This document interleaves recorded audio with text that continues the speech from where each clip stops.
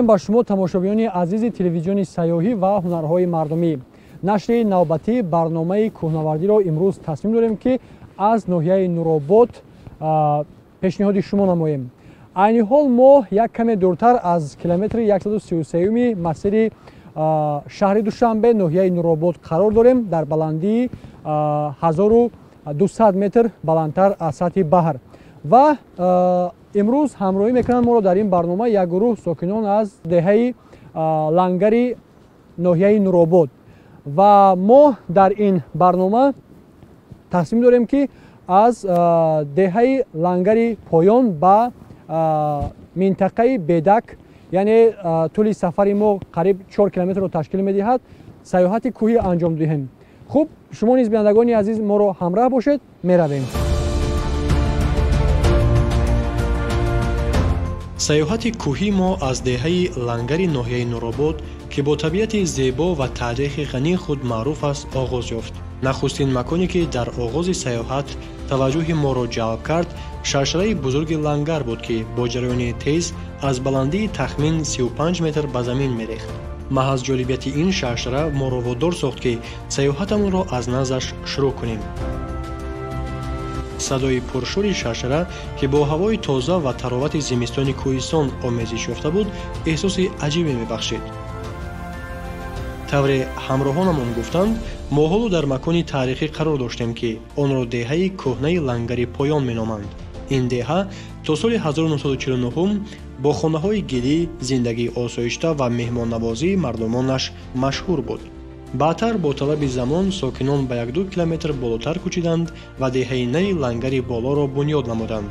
имрӯз аз деҳаи кӯҳна танҳо ҳамвори васеъ бо боғи фарохи тут ва шаршара боқӣ мондааст. дараро бошад тӯли чанд даҳсолаи охир шаршараи тезоб ба вуҷуд овардааст. мо барои тамошою лаззат бурдан аз зебоию салобати шаршара ба таги он рафтем. ҳамроҳонамон бо дарёфти чунин имконияти мувофиқ чандин аксҳои хотиравӣ гирифтанд. мо ҳам ҳамчунин. дар воқеъ сайёҳат кардан ба чунин мавзеъҳо ва тамошои ин гуна мӯъҷизаҳои табиат ба кас рӯҳу илҳоми тоза мебахшад.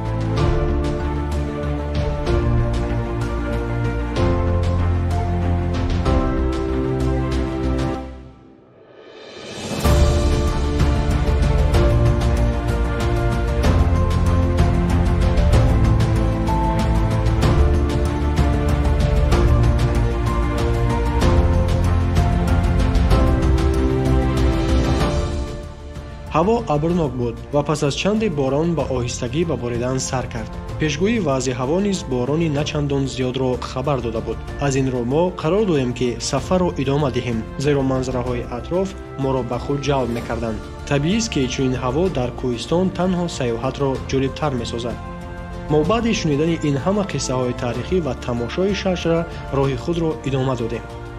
роҳ моро ба кони оҳани Лангар бурд, ки чанд вақт боз аз коркард боз мондааст.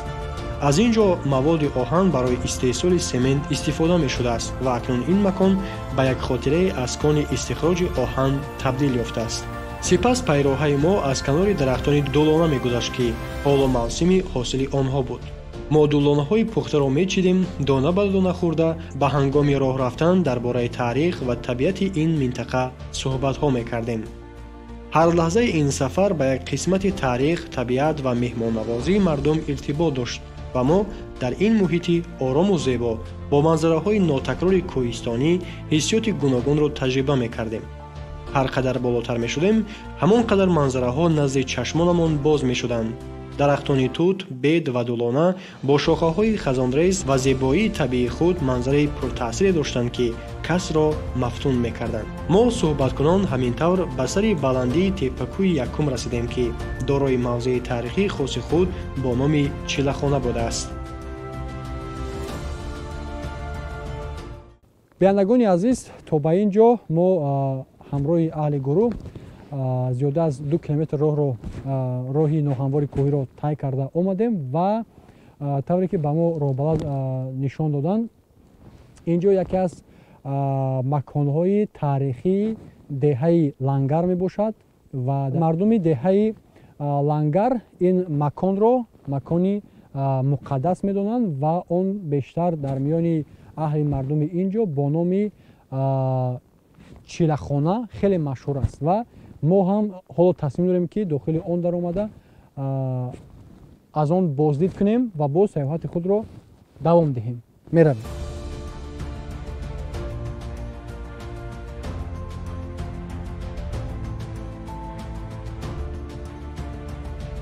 тавре гуфта шуд, чилахона як макони муқаддас ва таърихӣ аст ки дар замонҳои пеш барои ибодат, омӯзиши илмҳои динӣ истифода мешуд. дар омадан замон ба дохили чилахона як фазои хос эҳсос мегардад. ҳуҷраи хурди он ки барои чил шабонарӯз буду бош омода шуда буд, дорои ҷой барои афрӯхтани оташ ва тоқчаҳо мебошад. ин ҳам ҷузъи таърихи бузурги лангар аст ки то имрӯз боқӣ мондааст.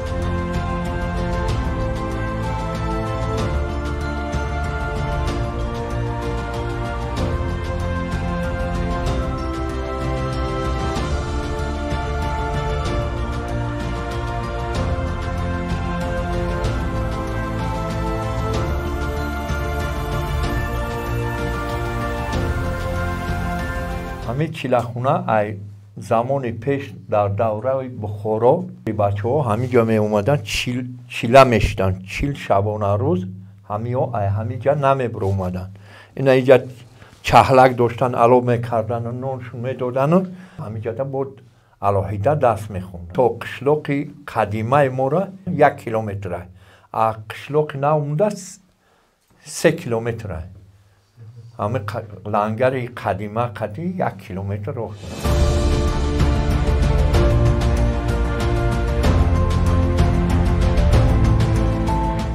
аз ин макони муқаддас боздид намуда мо роҳи худро идома додем ва ба болои теппакӯи навбатӣ баромада истода акнун манзараҳои паҳлӯи дигари деҳаи лангар падидор мешуданд.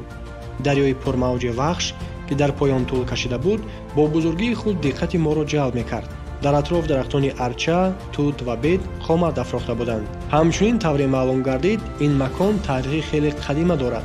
гуфта мешавад ки шоҳроҳи бузурги Абрешим аз ҳамин мавзеъ гузашта онро ба истгоҳи муҳими мусофирон ва тоҷирони давр табдил дода буд. ин навбат мо аз болои роҳи сангӣ қадам мезадем. оби борон ки сангҳоро ҷилодор карда буд ба манзараи табиӣ як ҷолибияти иловагӣ мебахшид. мо ба макони боломи бедакҳо расидем ки ба гуфтаи ҳамроҳонамон ҷои таърихӣ буда як чашмаи шифобахш низ доштааст. аз ин чашма мо аз рӯи анъанаи мусофирону тоҷирони роҳи Абрешими бузург об нӯшидем. каме болотар аз ин ҷо ба теппаи навбатии кӯҳ баромада манзараҳои васеи Нуробод ба назар намудор шуданд. роҳамон дар охир ба баландии боломи Гӯшакчӣ расид.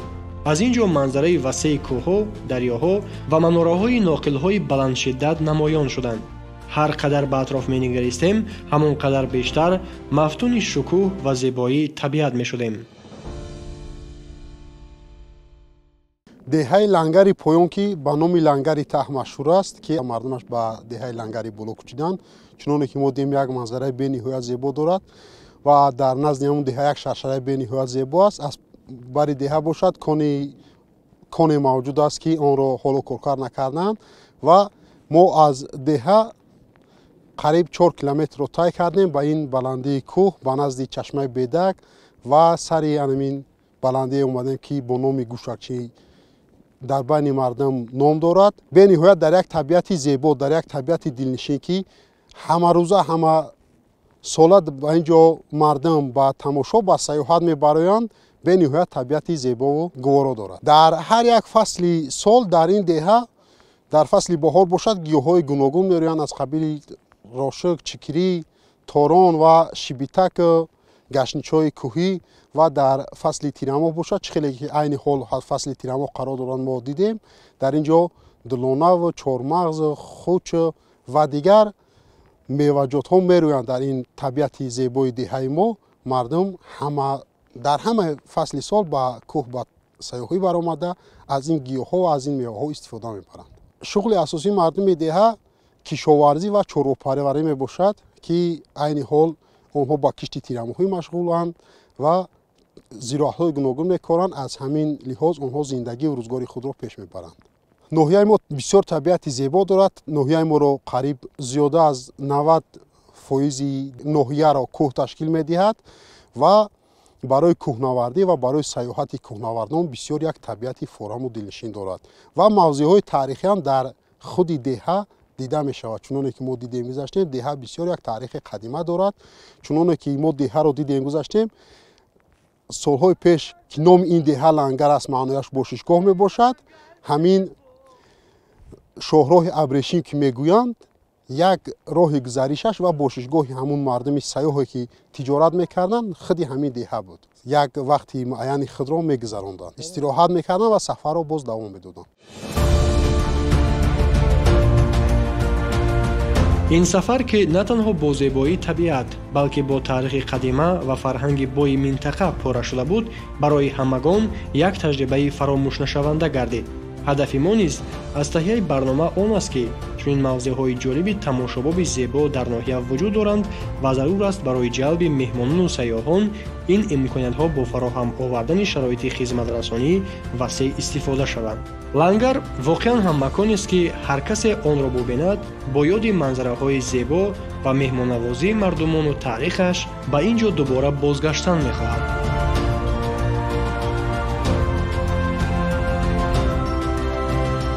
7-8 сол шуд ки набудам дар ин ватан. Хидматам инҷора якум бор дар ин ватан таваллуд шудагӣ бо шумо дар раҳмат ки моро ба иҷа овардем. Мегӯянд ки бигзор гаддо бошу дар ватан бош. Ҳамин гап рост буда ки ватан Тоҷикистон ватани зебо буда ҳақиқатан да.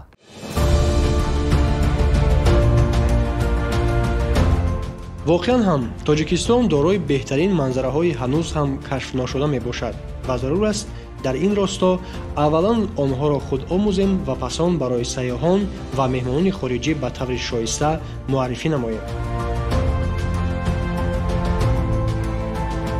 биандагони азиз, инак то ба ин ҷо расидан боду ҳаво ҳам хеле тағйир ёфт, борон аллакай борида истодааст, вале ба ҳамаи нигоҳ накарда ҳамроҳони мо азм ки карда будем барои то ба ин ҷо баромадан ба мақсади худ расидем ва ниҳоят омадем ба нуқтаи ниҳоии ҳадафи имрӯзаи барномаи кӯҳнавардӣ. То ба ин ҷо омадан мо 4 километр роҳҳои ноҳамвори кӯҳиро тай кардем ва ниҳоят баромадем ба баландии зиёда аз 1500 метр аз сатҳи бар.